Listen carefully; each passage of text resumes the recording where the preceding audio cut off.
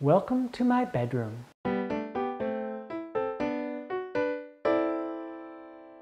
Hey guys, it's Phil from smilinggardener.com. If you haven't picked up my free online organic gardening course, you can do that right on the homepage of smilinggardener.com. Today we're talking about starting plants from seeds. I like going right into something like this that has the trays, and then you can grow the plants individually, and then you just pull them right out of here, put them into the garden. So this has holes in it for drainage. Then I can plop it into this guy, which doesn't have holes in it, and that can capture the water. So that's how that works. In terms of what kind of potting mix you use, if you get a conventional potting mix, it's usually going to have chemical fertilizers in it and peat moss in it. Now the chemical fertilizers I'm not really a big fan of for a number of reasons. The peat moss I'm not a huge fan of. It's something that basically is not that sustainable. You know, we should be leaving those peat bogs where they are. They have a really important role to play in our ecosystem. That being said, it can be beneficial in seed starting. There's even research showing that if you don't have peat moss in there, the process doesn't work quite as well. It still has always worked okay for me, but so I'm not really sure what to say about that. I don't tend to use peat moss, but a little bit maybe is okay. Can I leave it at that for now?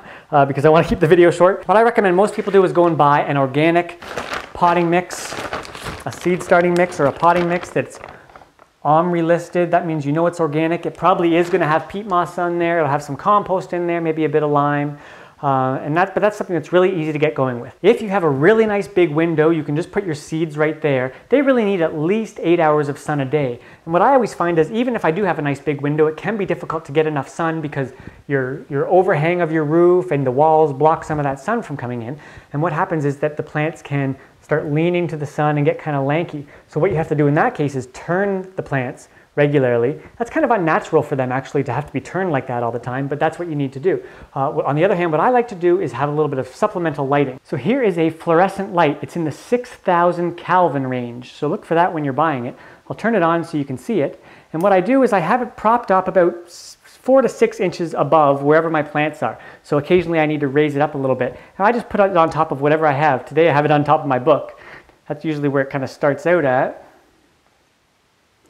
And I just set it there like that. What I do is I'll leave this on for 12 to 14 hours a day. So then the plants are getting a lot more light and they can grow more efficiently. They're going to grow straight up instead of pointing out towards the window. I still often put it by a window anyway. I don't know why. I kind of like having that natural light there. Now the other thing we can do to really improve this process is to have a heat mat to provide some heat, because a lot of these plants really want to have nice warm soil, and you know we want things to happen fairly quickly. And so that's where a heat mat comes in. It plugs right into the wall. You set it under the tray just like this, and we got our heat. Seeds can take a while to get germinating and get going, and we really want to help them along with that process. So what I do is I soak them for 6 to 12 hours.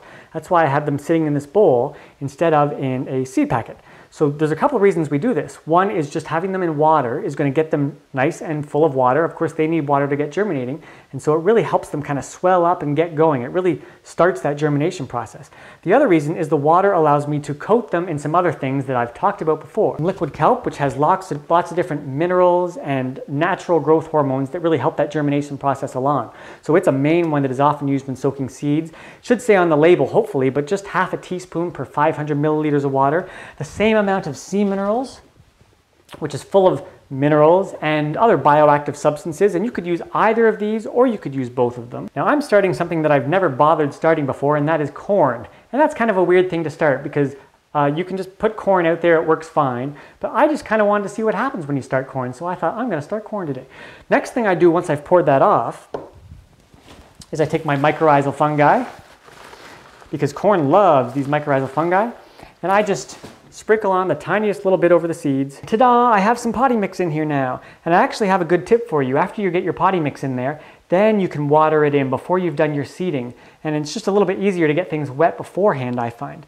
So, and when I do that, you know, I put my biostimulants and my EM in there as well. It's just a habit of mine. Whenever I'm watering something like this, I'm using those biostimulants. Often when you do something like this, it makes sense to seed 2 seeds into each spot. And then what happens is when they come up, you can basically cut out the weakest seedling. And that means you're always selecting for a stronger seedling. So in this case, since I'm planting corn and since they're so big and since I know they're going to germinate pretty well, or I hope they're going to germinate pretty well, I'm only going to plant 1. Do you guys think it's kind of weird to start corn from seed? I think it's kind of weird to start corn from seed, but it's also really fun to try stuff like this. Who knows what will happen? Here's how we do it. Go like that and just make sure it's covered. Some seeds will come up in a few days, some will take a couple of weeks. A lot of the vegetable seeds we do take less than a week. You want to keep it moist in there, and until they've germinated, an easy way to do that without really aggravating the seeds with a watering can is to use a spray bottle.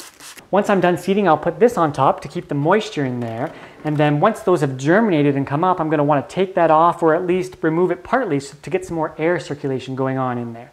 Then eventually I'll take it right off. Through the magic of time travel, we now have corn. It's actually been about a week, and things are looking really good, and there's only one problem, and that is that I'm heading out of town tomorrow for 3 weeks. So I have to plant this corn today.